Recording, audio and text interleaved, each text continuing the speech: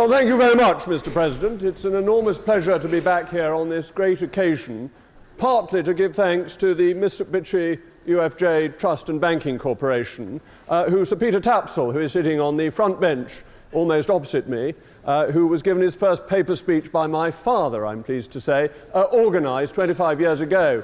25 years ago when I was here, you'll be appalled to know of all the things that happened, the worst, was when the ceiling of the bar fell in. Now, this had two disadvantages. One, for the people sitting underneath it. It was somewhat uncomfortable for them and not the result of the beer. The second, which upset even more undergraduates who had just paid their subscription, was that the bar was closed for a period, causing considerable inconvenience. And thanks to the enormous generosity of Mitsubishi UFJ, the Union Building is now in really first-class condition, and I'm really honoured to be here to thank them on behalf of everybody and to thank Sir Peter for having managed to do it. And then to talk on my favourite subject, which I can do for many hours, but I'm told I've only got 10 minutes. Fortunately, so much of the argument has been made by my honourable friend, the member for St Peters, who put the case with admirable brevity and wit. The honourable gentleman, the member from Lincoln, unfortunately was not as accurate in what he had to say.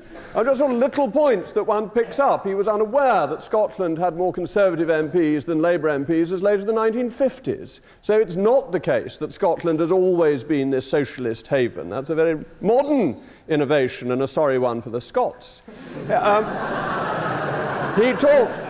He talked about the common fisheries policy. This is the first time I've ever heard anybody tell our bankrupted fishermen who have been put out of business by the European Union that it's good for them because they can go and fish in Spain. No, it's not good for them because they can go and fish in Spain. It's bad for them because we used to have the greatest fish resources in our territorial waters, which have been taken by industrial Spanish fishing. So we have bankrupted our fishermen, not given them this great hope. And then Croatia. Well, I sit on the European Scrutiny Committee, and the European Commission itself put forward documents saying that Croatia had failed to meet its targets for an independent judiciary, failed to meet its targets for getting corruption out of the police force. Oh, but we'd let them in anyway because we believe broadly in enlargement, and the process has gone on so long now it'd be a frightful bore to stop. So it's not something that makes people do what they say, it's something that supports the European Union in getting what it wants and following its policy objectives. But let's just look at this issue of democracy within the European Union and the threat posed by it. My honourable friend from St Peters has already told you about the scandalous Irish experience, where if the people give a wrong result, they have to get to vote again until they give the right result. That happened in Denmark as well, and it happened in Holland, and it happened in France. Though in the case of Holland and France, what did they do? They changed the constitutional treaty into the Lisbon Treaty and then didn't allow anyone to vote at all. So you just push it through because if the electorate don't like it, well, you try and get another electorate who may like it.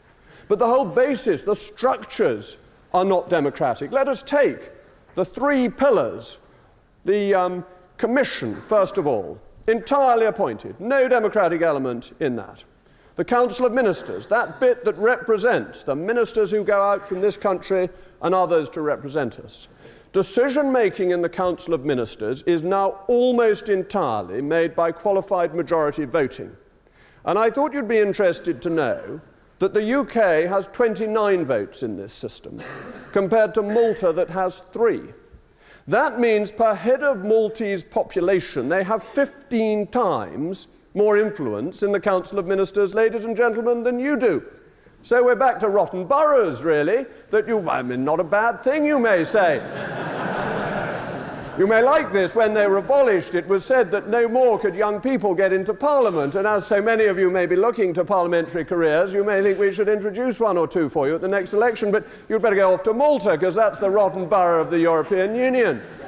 When it comes to the European Parliament, they're not 15 times better represented than us, it's a more modest 10 times better represented than we are. So what sort of a democracy is that? It's not one person, one vote, it's a gerrymandered voting system to support the objectives of the European Union.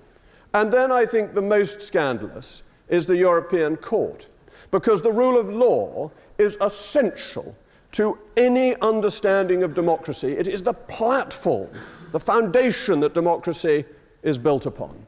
And the European Court has very serious flaws. First of all, it is a political court, that it is committed to pushing the federalist, integrationist agenda without the support of the people. But it also breaks and has broken and continues to break one of the fundamental principles of justice, which is no man must be judge in his own cause. And I shall tell you the specific case, because it is outrageous that this should happen and undermines any residual trust one might have had in that body. During the financial crisis, the governments, the Council, went along to the European Commission and said, we think there's a big financial crisis, so big that the wages of people working for the Commission should not be increased in line with the old formula, as provided for in the treaties, if there is a sufficient crisis. The Commission, whose salaries were about to be cut, said, no, we don't want our salaries cut, thank you very much, and they took the Council to the European Court. The European Court, the judges sat there thinking, if we agree with the Council, we will cut our own salaries. So even at the worst financial crisis in most of our lifetimes, the court ruled it was not sufficient, and they ruled that they should be paid more, undermining that fundamental point of justice. Nemo judex in causa sua, as I'm sure all the lawyers say.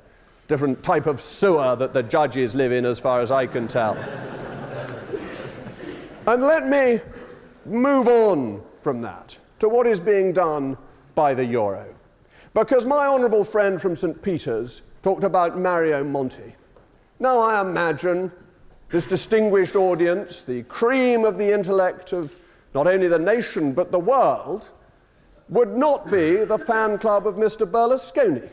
Indeed, if I were to do a poll, I doubt there would be many putting their hand up to say that they thought he was a great and decent and honest man. They may disapprove of his private life. They may think it was not quite a way a gentleman behaves. But nonetheless, Mr. Berlusconi was democratically elected, and it was not for the European Commission to say he must go, and we're going to put in our man. We're going to put in Mr. Mario Monti. Governments, democratically elected, have been thrown out in Greece as well. They have been thrown out in Italy by the fiat of unelected bankers at the European Central Bank and Commission members at the European Commission. This is a real assault on democracy, because it means that what the electorate wants is overruled by the commissioners. For our own people, one of the main purposes of a Member of Parliament is to provide redress of grievance. It is why members of Parliament make surgery appointments with their constituents. So that if something goes wrong, somebody is unfairly, badly treated, I can go to the minister in Parliament and I can say my constituent has been treated badly. And if I'm right, if my constituent is right, this very often gets changed. Our system in that respect works remarkably well, with one key exception. That is if it's an area of European competence. And then there is nothing that can be done. And I will give you a specific example. A constituent of mine who came to me, a farmer, who was being fined because a cow of his had died, and he had not got the registration papers in time. He'd posted them in time, but the cow, careless animal that it was, had died between Christmas and the New Year, when the post office is not working at its best, whatever its best is nowadays. But nonetheless, because of the failures of the post office, his notification was a day late, and therefore he was fined. I wrote to a very good minister, actually a Lib Dem minister, but nonetheless a very good, able man. So I wasn't being particularly party political, I was trying to be nice. And he wrote back saying, it's too bad. So I wrote again, and I said, no, this is really unfair. This man did nothing wrong. And then the reply comes back, it doesn't matter what you or I think, this is decided by Europe, and if I, as the minister, use my discretion such that it is, the United Kingdom will be fined. So redress of grievance when it's European smashes in to a brick wall that is fundamentally anti-democratic. But, Mr. President, it is, I fear, worse than this. Because as we see this lack of democracy, we are also beginning to see extremism on the rise in Europe for the first time since the 1930s. When you see what the euro does to countries, the crushing of their economies, the enforced austerity without that safety valve of devaluation, you see that happening and you see extremist parties rise. In Greece, there is the New Dawn. We have heard that members of the New Dawn have been arrested. Now, that should trouble you on two counts. Either they've been rightly arrested, in which case the electors have returned people accused of murder and other very serious crimes, or else they have been wrongly arrested, and we are back to where we were in January 1642, when 5 members of our own parliament were sent for by the king, that we are facing a fundamental attack on democracy. So either way, that arrest should make you tonight sleep less well in your beds.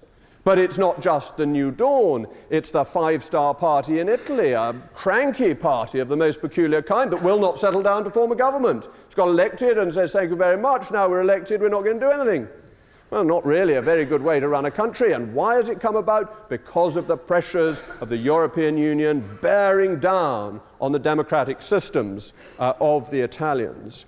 And in France, Miss Le Pen, taking on the mantle of her father, now has about 25% in the opinion polls for those looking to vote in European elections. So what is this great experiment doing? It's helping once again the rise of the extreme right and in some cases the extreme left. That is the threat to democracy that is there, that is coming, that is deeply destructive.